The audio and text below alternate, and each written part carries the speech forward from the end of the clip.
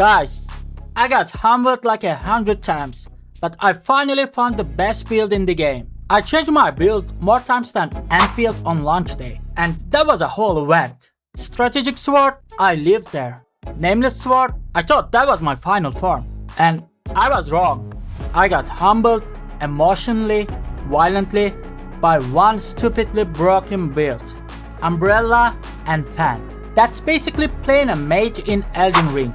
The people might say it's not poor wuxia playstyle, but who cares if your DPS looks like this? I'm Barky, and today I will show you how to play unfair, like a true Red King. You know, we are not even touching you, we are above you, little bro. Welcome to the build that humbles everything and everyone. We are gonna use the Vernal Umbrella as our main DPS weapon and Inkwell fan as our starter and buffer. This build is basically the mage class of where winds meet. You are going to do more DPS than most builds without even trying. We will mostly rely on Umbrella charge attacks and its auto turret mod. Set it up, let it cook, and watch everything melt. The rotation is actually pretty simple and it's way more forgiving than the most builds out there. So relax, don't panic, just follow these steps. First, start with your fan martial arts skill. This gives you around 25 to 30% projectile damage, which means your range damage gets a big boost. Right after that, switch to your umbrella immediately and use this martial skill to apply Spring Sorrow for the debuff and extra damage. And now the fun part, use your charge light attack.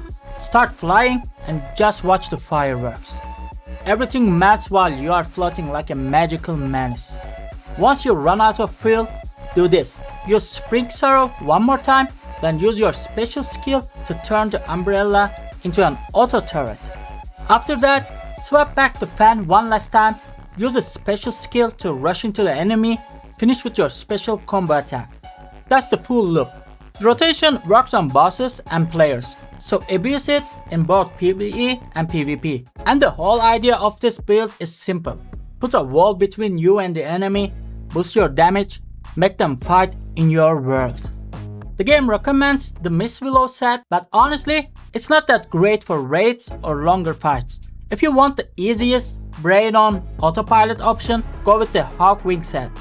It gives you a flat 10% damage buff for the whole fight, just free damage. And if you already invested in another set, don't worry, I got you. You can simply use the change gear set option to swap your bonuses to a different set, or just use the new gear retrieve feature to get back any gear you tuned or recycled in the last 7 days. As for your armor, you can run whatever fits your playstyle.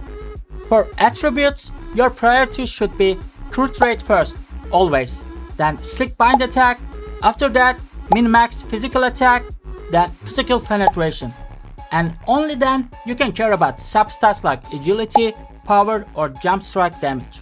That's the order, that's the dream. But I mean, let's be real guys, like we actually have a choice, right? We don't pick stats. The RNG gods pick for us. We just accept our fate and pretend it was part of the build. We got two choices for our Divinecraft 2, poison or fire.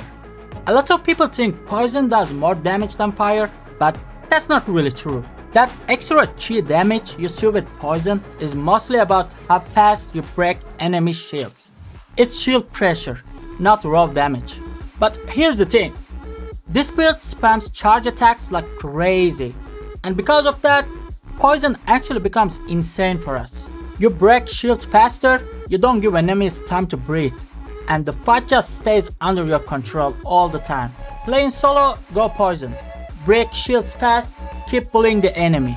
Playing in raid or want to flex your DPS, go fire. That's where your big damage numbers shine. Poison is for control, fire is for ego.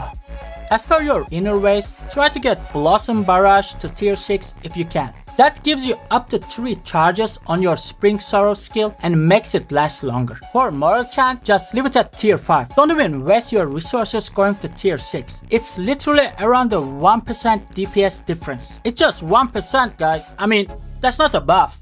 That's emotional support. Invigorated Warrior is hands down the best inner art for any range DPS. Every single tier just straight up boosts your damage as long as you don't get hit. If you push it to tier 6, even if you do get hit, you keep the damage buff, which is perfect for us because let's be honest guys, sometimes dodging is optional, getting top DPS is mandatory. And as for the last inner art, we go with Battle Anthem. Why? Because more charge skill damage, and this whole build lives on charge attacks. This build doesn't really rely on mystic skills as much as others, but there are some skills you must have. First, Cloud Steps is mandatory for both PvE and PvP. It's the best skill for closing the gap and staying on top of your target.